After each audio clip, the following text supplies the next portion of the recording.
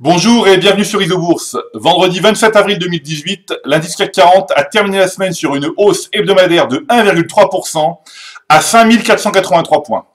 Passons tout de suite à l'analyse des marchés dans le logiciel Isobourse. Alors, à une séance de la fin du mois d'avril, il semble que le croisement des courbes de pression Isobourse 5 et 20 mois, validé fin mars donc, n'ait été qu'une fausse alerte baissière moyen terme.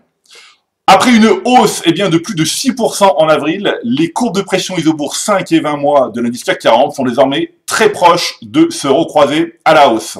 Alors évidemment, ce rebond d'avril devra se poursuivre en mai pour confirmer la reprise d'une réelle dynamique haussière à moyen terme.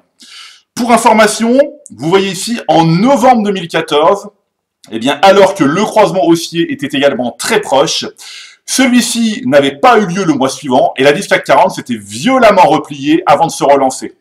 Donc vous l'avez compris, chez Isobourse, nous sommes prudemment optimistes sur la réalisation donc de ce croisement.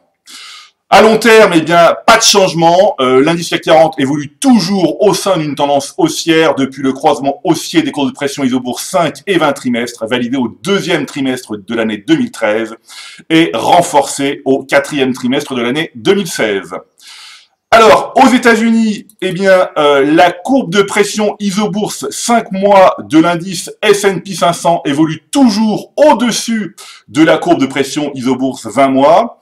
Alors toutefois, les courbes se rapprochant, la solidité de la tendance haussière moyen terme pourrait prochainement être testée.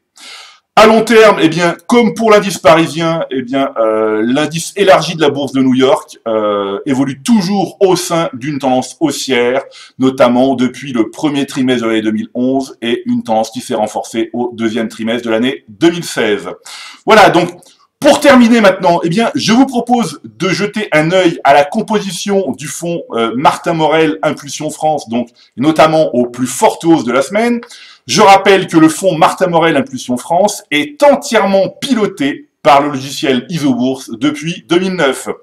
Alors donc la plus forte hausse du fonds cette semaine, c'est Kering avec près de 11% de gains. Donc voilà, donc Kering, une position en portefeuille, un signal validé en août 2016, donc les courbes de pression Isobourse 5 et 20 mois se sont croisées à la hausse, plus 186% de gains, donc on voit ici en fait un mois d'avril en fait très haussier, voilà, des courbes qui effectivement ne se sont jamais croisées à la baisse et qui continuent leur progression.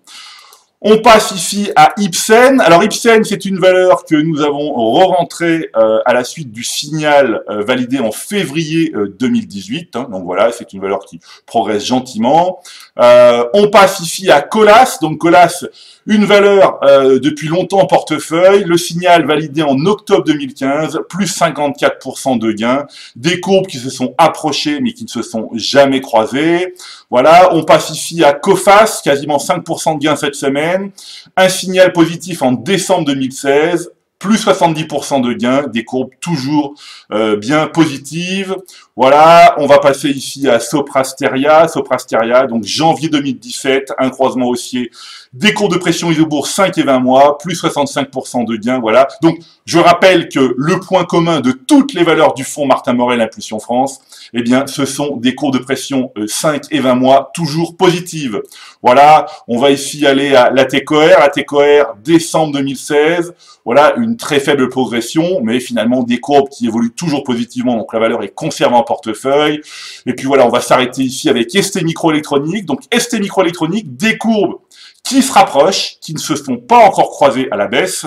Donc pour l'instant, la valeur est conservée en portefeuille. 174% de gains depuis le signal positif validé en août 2016. Donc nous verrons prochainement si la valeur doit sortir du portefeuille.